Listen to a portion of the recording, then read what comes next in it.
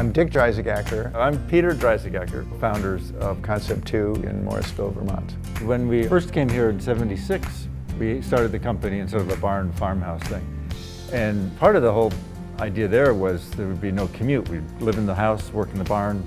The rowing machines are actually, metalwork is done in one place within Vermont. A quarter mile from here is where the final assembly goes on, and then parts come here for shipments. I like the idea of making something here, and the parts go out, and positive flow of income spreads around the community, and I like that.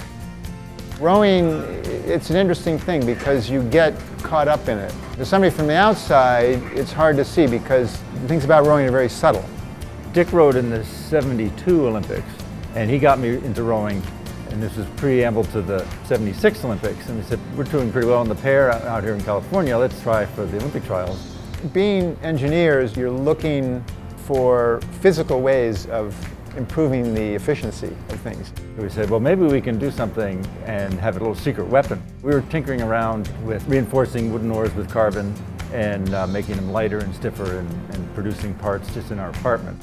We knew we had something that was different, and we brought these prototypes back to the trials. Didn't win the trials, but a lot of people saw the composite oars that we had put together, and they said, this is something that nobody's really doing well. They were making boats with fiberglass and composite materials, but oars were still wooden. When we started hiring employees, we felt like we needed some other products to diversify to keep these guys busy. And that's where the rowing machine came in. We had this idea that we'd make something that anyone could afford. Our first rowing machines were, $450, and these big ones that a well-funded program might have were, $3,000 or $4,000. To some degree, we're doing the solar because it's a good return. Percentage of electricity now is 40% of our electrical usage. The other aspect of it is that the activities and the sports we're sort of involved with are outdoors and they're very weather dependent, so the whole aspect of global warming definitely comes into play.